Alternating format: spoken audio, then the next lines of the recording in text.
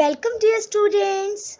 Myself Geeta Kadam, and today we are going to learn about the first chapter in our EVS 2 subject, means our history subject. And the name of the chapter is chapter number 1, What is History? Let us start. History is a science that tells us about the events in the past. Last year in Standard 4th, we studied the life of Chhatrapati Shivaji Maharaj and his mission of establishing Swaraj. The time before the birth of Shivaji Maharaj was about 400 years before now, or in the other words, we can say that the time 400 years ago. For our convenience, we divide the time in different ways. Often we use the words like now, some time ago, after some time, or we can also use the words like today, yesterday, tomorrow, or this year, next year, etc. When we use these words, we are actually measuring the time in our minds. The words like now, today, this year, that indicate the present tense, means we are using these words like now, today, this year for telling about the present events. For example, today I am going to school, or this year I am in standard 5th. So these sentences indicate the present tense or present events. Second is the words like some time ago, yesterday, last year. These are the terms that indicate the past tense. Means we are using these words like some time ago, yesterday, last year for telling about the past events. For example, yesterday was a holiday for school, or last year I was in standard 4th. So these examples indicate the past tense or past events. Third one is the words like after some time, next year, tomorrow are the words that indicate the future tense. Means we are using these words like after some time, next year, tomorrow for telling about the future. For example, tomorrow my EVS 2 teacher will conduct the test, or next year I will be in standard 6th. So these are the examples of future tense or future events. So what we saw here, first, the time that has already gone by is the past. The time that we are in now is the present, and the time that is yet to come is the future.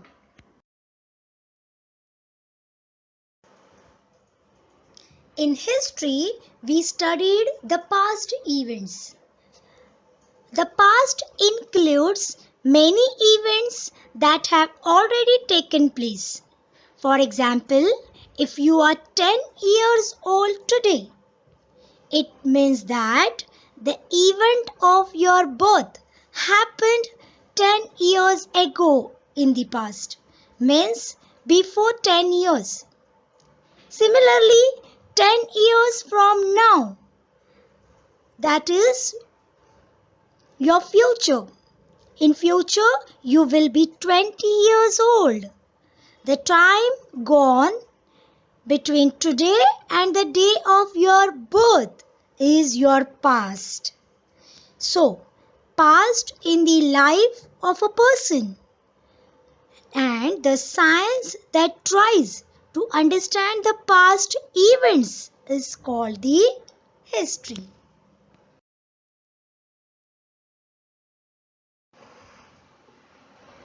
The scientific method of history.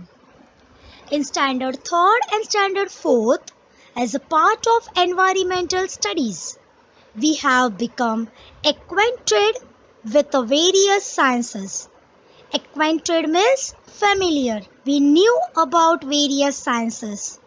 The special characteristics of all these sciences is that their fact or the evidence can be repeated anywhere or anytime.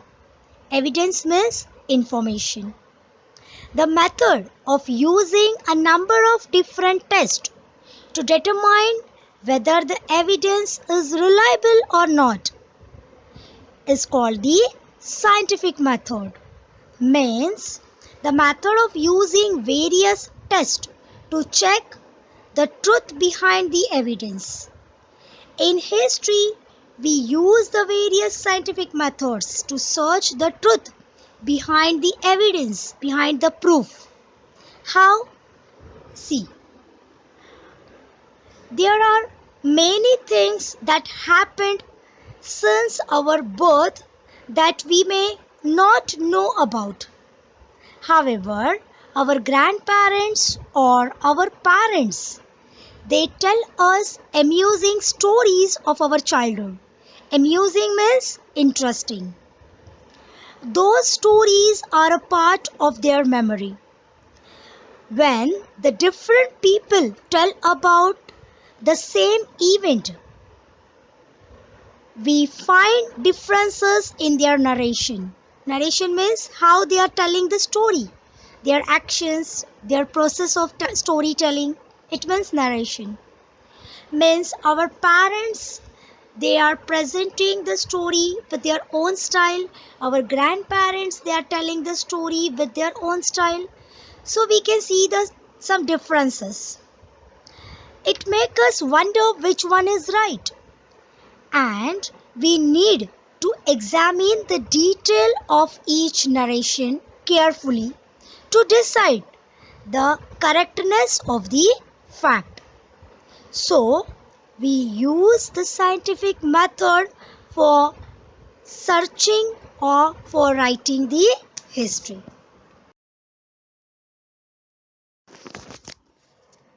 In history, we study the events which happened in the past, but we use the scientific methods for studies the history or to searching the history. How?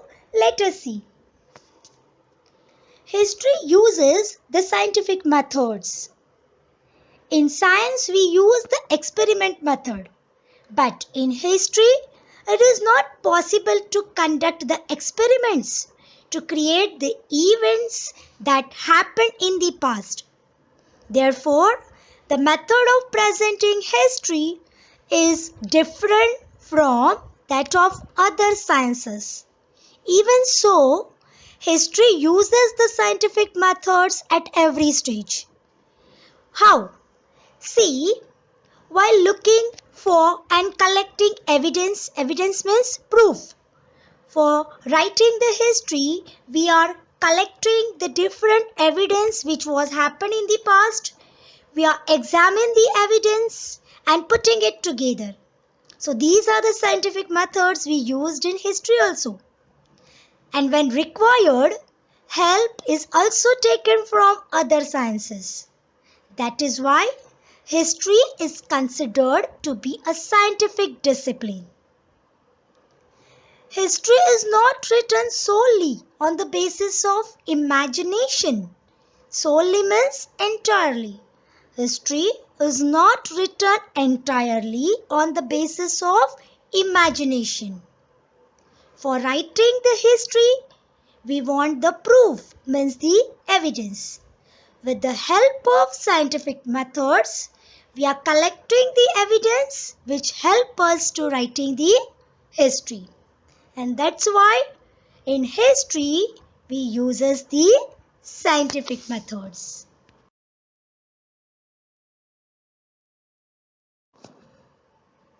For writing the history, we need the evidence, means the sources. Let us see The next point is sources of history. Ancient object, structures. Structures means buildings, old buildings. Sculptures. Sculptures means carving on wood or any stone or metals. They are the sculptures. Then the pots, coins, inscriptions. Inscription means return evidence on the stone. Return something on the stone. So it's called the stone inscription. Copper plate means return the evidence on a copper sheet. That is copper plate. Then the books, manuscript, traditional stories and songs remember over many generations, etc. So these are the sources of history. Through that sources we get the information about the past events. Let us see which are the types of sources of history. There are three types of sources of history. First one is material sources. The sources which are in material form are called the material sources. For example, coins, forts, pots, old structure, pillars. These are the example of material sources. Second one is return sources. The sources which are in return form, it's called the return sources. For example, letter, copper plates, stone inscriptions, some books.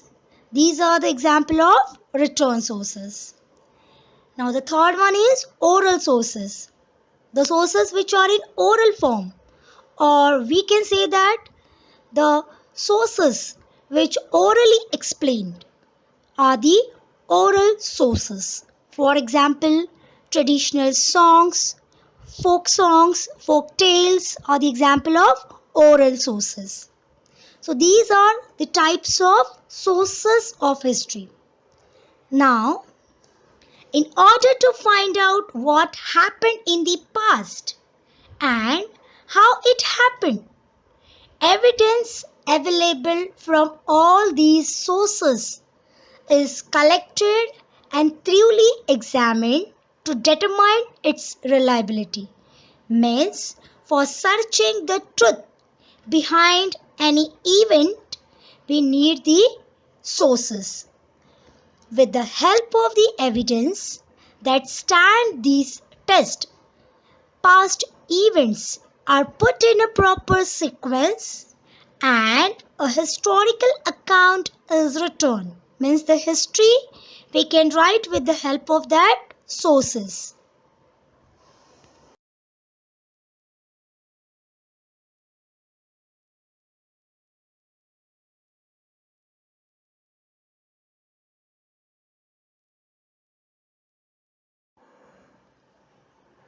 Next point is history and us.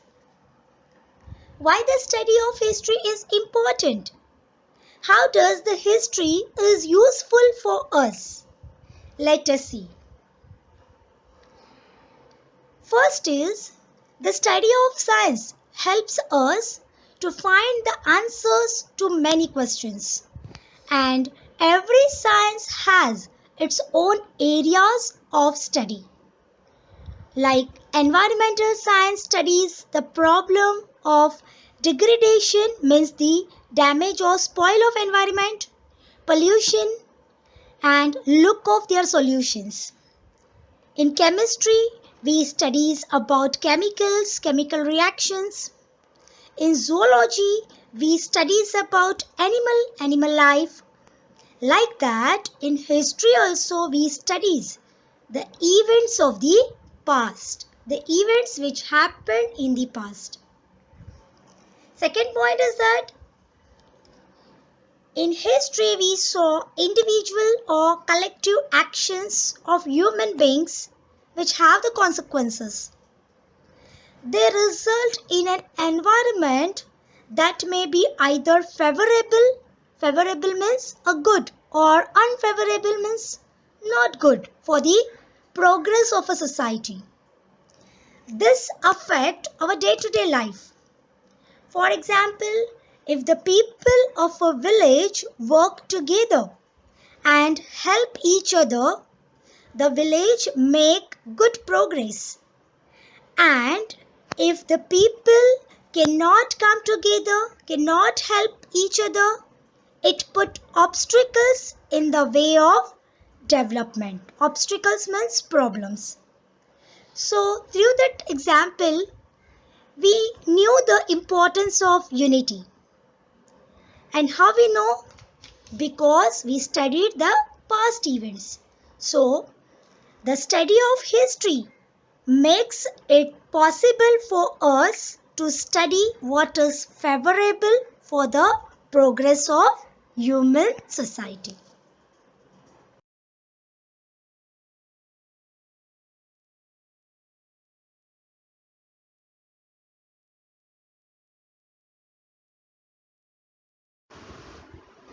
Fourth point is history attempt to find out the answers to many questions by studying the way of thinking of past societies, their actions and the consequences. Consequences means effects.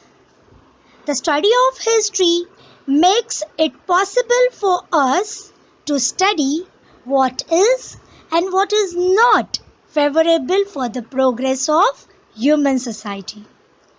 For example, in history we saw the different wars. So through that wars we knew that the wars were dangerous. It was destructive. So the study of history we get the lesson that to avoid the war. History thus provides us with guidelines about how we should behave today in order to shape a good future.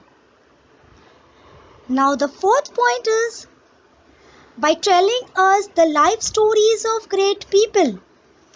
History also serves to inspire and to motivate us. For example, last year we studied the history of Shivaji Maharaj. The life story of Shivaji Maharaj was really motivate us. Like that, the other leaders like Mahatma Gandhi, Pandit Jawaharlal Nehru, Swami Vivekanand, their life stories were also motivators.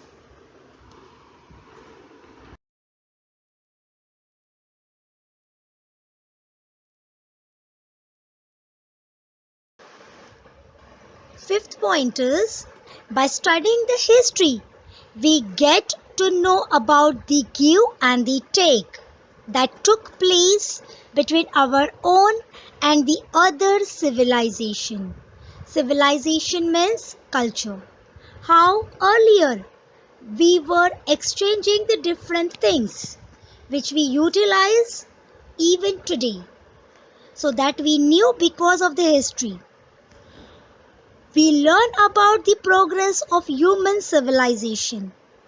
We also understand how people's way of life went on changing. Means how we change from stone age to now, the internet age. Beside that, every village, every city, district, every state and every country has its own history. We, India, also having our history. Similarly, the earth, its mountains, water bodies, the animal world, mankind all have their own history. Every science too has a history. It tells us the many scientific discoveries that brought about important changes in human civilization and of the scientists who made those discoveries.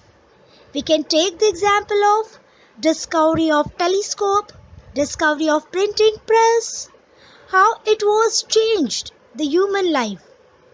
So, history helps us with a different way.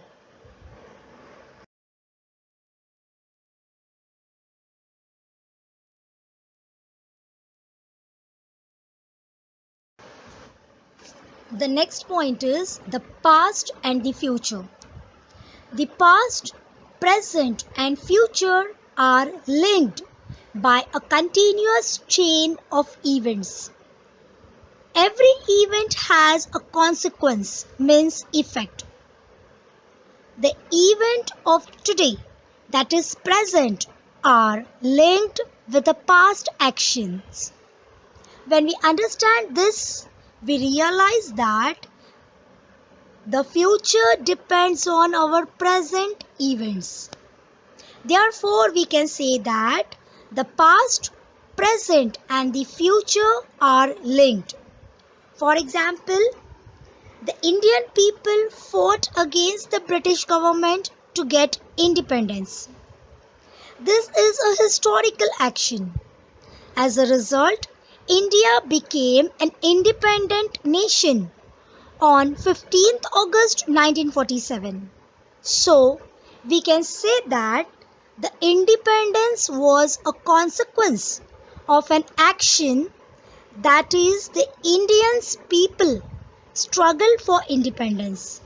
Means, because of the struggle for independence in past, today means in present, we the Indians are living in independent India.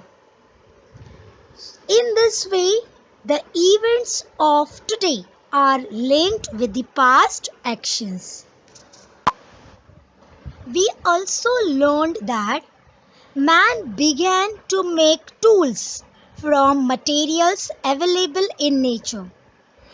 That he learned how to make use of fires, and then he invented the wheels.